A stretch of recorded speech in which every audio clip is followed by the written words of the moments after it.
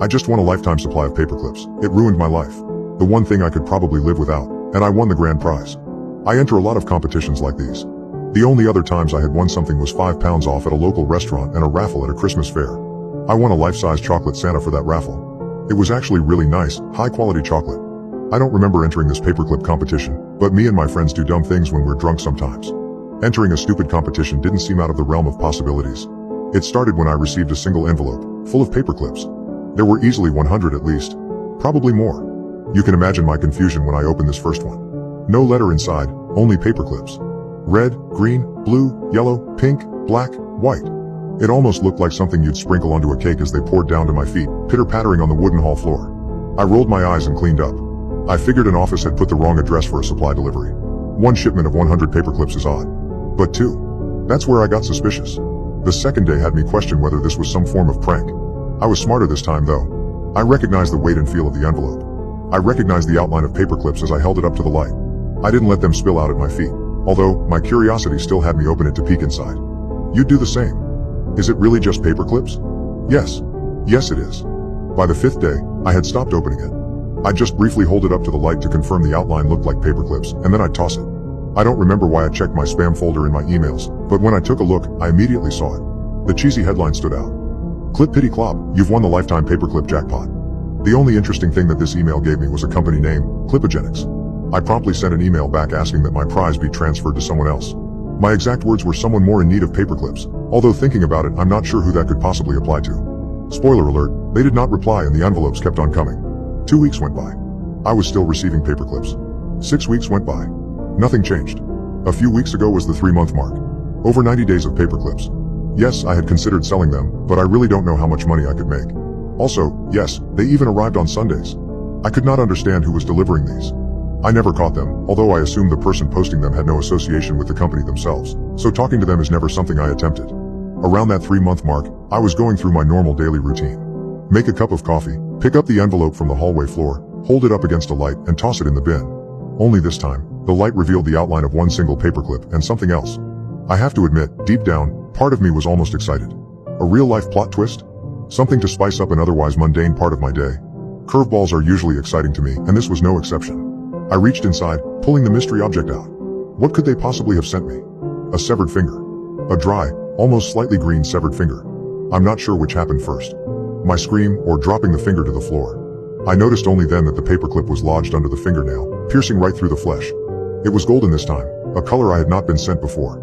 I'd like to say I stayed calm, but I didn't. I ran to the bathroom to throw up. I contacted the police and they took the finger and envelope away. I explained everything that I knew and showed them the email. They told me that they'd investigate. It's crazy, isn't it? One of the police officers began his thought to me. What? How dangerous simple production can be. Some poor sod has lost a finger over something as simple as a paperclip. You think it was an accident? I don't know what exactly I thought it was. A threat maybe? I'm still not sure. Of course, probably someone on the production line packaging these things. Finger gets caught in machinery, no, whoops. And before you know it, the finger's lost. The weight of the finger makes the machine think the envelope is now full of paperclips, and off it goes to your door. Somehow a calm explanation of this situation actually helped me. Hell, it almost convinced me that it was just normal. I was assured though, that the company was at fault for health and safety, and that something would be done about this. A couple of weeks went by and the police hadn't contacted me with any new information. The envelopes kept coming daily, but I was too afraid to open them. For fear of tossing away evidence though, I kept them piled up in the corner. As the pile grew taller, I decided to bite the bullet and open them, but not before carefully inspecting each one. My hands shaking, I held the first up to the light and it was just full of paperclips. Perhaps the incident really was a one-off, and the fault had been fixed. I held a few more up and my heart almost skipped a beat when I found one with a solid shadow. No outline of paperclips. This envelope had a letter. I carefully opened it up and read. Dear valued customer, we would like to formally apologize for the incident that occurred recently. We understand that the events were likely traumatic, and whilst we may never make it right, we'd like to offer you a one-time compensation. Attached to this letter, using one of our sturdy high-end paperclips, we have written a check for £2,000. We hope we can continue our partnership professionally. We understand that you may want to cancel your lifetime supply of paperclips. Unfortunately, we must decline this request. We hope you understand. Clipogenics customer service team. No. I did not understand. Do you? Do you understand what the fuck they're talking about? I contacted the police to update them, letting them know that I had received this message. They sent somebody to collect it. The following day, assuming all was well, I picked up the daily delivery from the floor. Before I had a chance to check it, there was a knock at the door. I folded the envelope and put it in my back pocket. I opened the door, and was surprised to see a man in a suit looking very concerned. He wasted no time in getting to the point.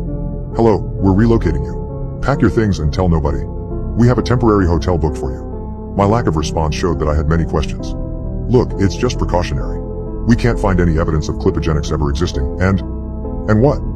And the finger matched the DNA of a recent assumed suicide. It's now assumed to be murder. I had a feeling there was more. Unfortunately, his next sentence confirmed that. The person in question was found to have also won the competition. I did not need telling twice. I got my essentials packed, and was at the hotel in less than 90 minutes. It was only in the next town over, which I found odd, yet comforted that I was still so close to home. After the man left and I was left with my own thoughts, I was surprised at how quiet my head was. I was just content. I wasn't happy or sad or scared, I was just existing. Perhaps I was still in shock. It took about an hour before I remembered the envelope in my back pocket. I held it up to the light and knew from the resulting darkness that this contained another letter. I hesitantly opened it, peeking inside to check for hidden surprises. Upon taking it out, I thought it to be a blank piece of paper. It seemed entirely empty. Until I unfolded it, to reveal the few words printed upon this letter. "Dear valued customer. Suicides don't lose fingers. The police do not wear suits." The world spun. The world crumbled. The world felt like it no longer existed. Then all at once, reality came back to me as I felt a rush of anxiety-driven energy. I paced back and forth in the limited space I had, weighing up my options and trying to come up with a plan. Could I leave? I was probably being watched. Could I contact the police? I certainly no longer felt comfortable doing so. Could I talk to my friends or family? The last thing I wanted was to put them in danger. I knew I had to do one of these three options and opted for the first. It was still bright out, surely I'd be safe in crowds. So that's exactly what I did.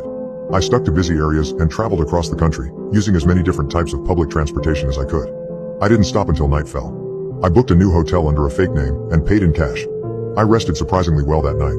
My sleep was interrupted at around 7 a.m. to knocking at the door. "No thank you," I sleepily yelled at what I assumed to be room service. "Something arrived in reception for you. I'll slide it under the door." A white envelope emerged through the crack under the door. I wanted to stay away from it, but I knew that being unaware of the contents would scare me more than anything else. Feeling my heart pounding through my chest, I reached for the envelope, noticing a thick object within. Another finger? No, a letter, this time with a vial of liquid and 2 golden paperclips.